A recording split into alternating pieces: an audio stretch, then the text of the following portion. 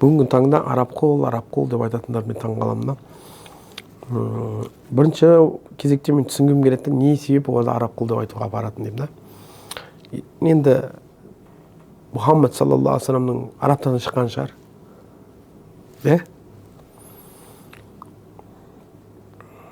Мекке мен Медина енді Қағбаның араб мемлекеті болған шығар енді. Сол шығар деп ойлаймын, басқа не енді. Абу Баракат ан-Насафи деген Иътимад фил иътиқад деген еңбегі бар, үлкен классикалық сөз айтады. Жігіттер, әлемде Мұхаммедті өлтіргісі келген, ең қатты өлтіргісі келген кімдер білесіздер ма? Кімдер олар? Мұхаммедті өлтіргісі келген ең әлемде арабтарды. Егер пайғамбарымыз саллаллаху алейхи вассаламның діні арабтарға агитация болатын болса, зачем арабтар өлтіріп болды? Нормально емес пе? Бәлкім пайғамбар арабизацияны бұзуға келді. Бәлкім арабтардың ішіндегі дұрыс емес нәрселерді құртуға келді. Арабтарға ұнамады. Өйткені ол шариатпен келді, который бүкіл адамзатқа да. Өйткені ол арабизацияға апару мәселесі тұратын болса, оны арабтар өлтірмес еді. Ол арабтардың дінінен кетірді, арабтардың салт дәстүрінен кетірді, арабтардың бұрыннан ұстанып жатқан нәрселерінен айырды, арабтардың ғұрыптарынан айырды да.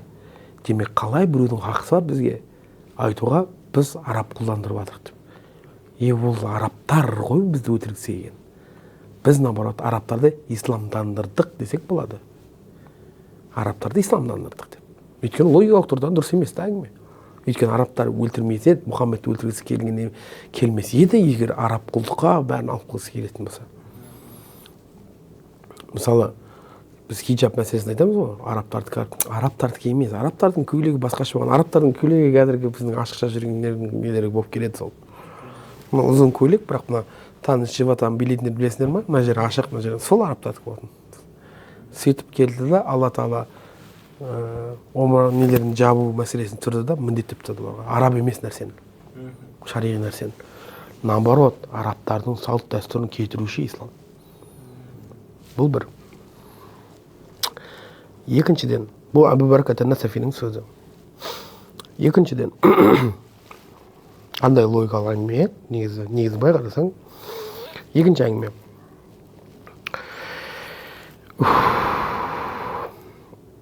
Бізде қалай айтады? Егер қандай да бір мемлекеттен пайғамбар шықса, сол пайғамбардың артынан еру, оны сол шыққан елге сол шыққан елдің несіне айналдырады дейтін болсақ, бүгінгі таңда орыстар жүр ма? Кімнің артынан ерушілер? Иса қаяқтан шыққан? Орыстар еврей деп айта алмайсың ғой, яһудилер деп. Айта алмайсың. Мысалы, Түркия қандай не ұстанады? Дінді исламды ма? Енді бір араб құл дейтін логикасы бойынша Түркия араб құл болып кету керек еді ғой.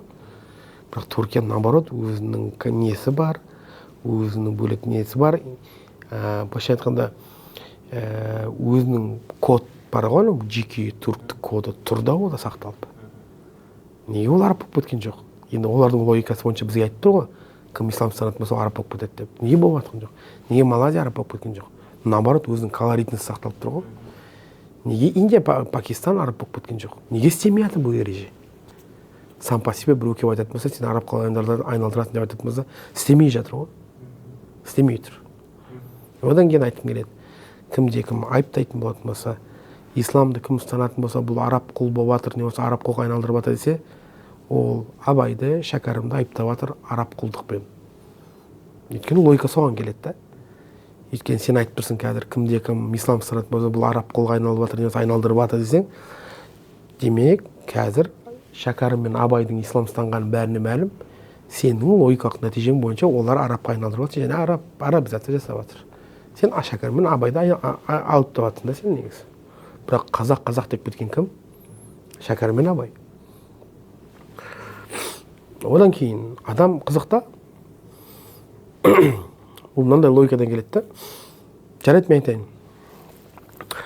Пайғамбарымыздың арабтардан шыққаны саған мынандай ой идея беріп тұрсын да, арабтардың дініне бағынамыз деген сияқты ше. Мен саған сұрақ қоямын. Жақсы, сенің ойынша пайғамбар қаяқтан шығу керек деймін. Сенің ойынша пайғамбар қаяқтан шығу керек жігіттер? қазақ болғаннан кейін қазақ деп айтады. иә, ол сұрақ тұрмай ма? Дәл сол сұрақ тұрады ғой. Неге қазақ құлдарға айналдырамыз? Ол сұрақ тұра ма бәрібір де? Сам по себе сұрақ тұра береді ол. Өйткені бәрібір бір жерден шығады ғой ол. Сонда ол сұрақ тұра береді. Бұл сұрақ бұл мақсатсыз сұрақ қой тоже. Сенің ойыңша не дейсің? Қазақтан неге саған сол сұрақ қойылмасқа да? Сен әділетсіз дейсің да, бірақ сен қазір араб барды қазақ болсаң, саған сөйтіп сұрақ қоятын болса, сен сол кезде әділет танытпайсың ба? Мына жаққа келіп әділетсіз дейсің да. Бірақ саған сұрақ қойса, енді ол қазақ дей саласың, болмас ол кезде. Адам қызық та жаңағы сұраққа байланысты. Енді саған сұрақ қойып отқан адамда мысалы хиджаб кисең араб қол дейді. Бірақ өзің киіп алған. Қандай әділетсіз да? Өзі мысалы Прада нені киіп алады да, бірақ сен әуретің жапқан үшін саған айтады, сен өзі джинсы киіп алады да. И егер бір какой-то атрибутикамен беретін болса үкім, сен де біраз нәрсенің құлы болып жүрсің да негізі былай енді. Не одан кейін логикалық тұрғыдан қарашы. Қазір қазақтың ұстап отқан орамал таққандар ма? Әлде сол орамал тақпай, европалық немен өмір сүріп, корейстік немен өмір сүріп жатқан адамдар ма? Қайсылар? Орамал таққандар ғой. Солар ғой қазір сен қазақтың ұстап тұрған. Сен қалай айтпақшысың деймін да, қалай датың барады сен айтуға? Сонда айтамын, қазақты құртып араб қыл деп. Дейді. Адам деген сондай да, өзіне сұрақ қойылмайды. Әйтеуір қалай да болса өзіне ұнамайтын нәрсе. Иә, болды. Арақ ішкісі келеді, просто ислам тыяды да, ұнамайды да оған. Мынау мәселеде былай қоссақ бола ма? Арабизация жасап жатыр дегенде, Төле би, Қазбек би, Әйтеке би бабаларымыз үш қазақтың үш биі жеті жарғынан жасаған кезде бұл шариғатты негіздеп жасалды. Шариғаттың үкімімен. Бұл жерде Құран шариғаттың үкімдері айтылды.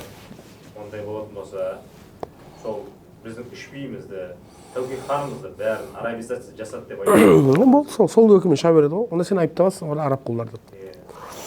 Одан кейін бұл неге айтады жігіттер? Неге біз араб құлдар дейді? Не болса бізді құлдар дейді ғой, байсызсыздар ма? Құлдар дегенде олар біз ойлайды төмендетіп жатырмыз дейді да. Негізі біз көтеріп жатырмыз да. Баяғыда ғалым бар, Мұлла Али Қари деген, сол бір шарх жазып жатыр. Бадул Амали ма? Кітаптың аты Бадул Амали деген кітапта.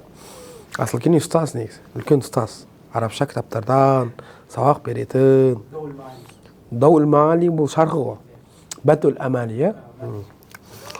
Сол жерде Мұлла Али Қари сөйтіп айтады да, мәтіннің есеп жазады да, пақыр құл, бәленше өзінің еңбегін жасап жатыр, жазайын деп жатыр деп өзін айтады да, құл дейді да өзін.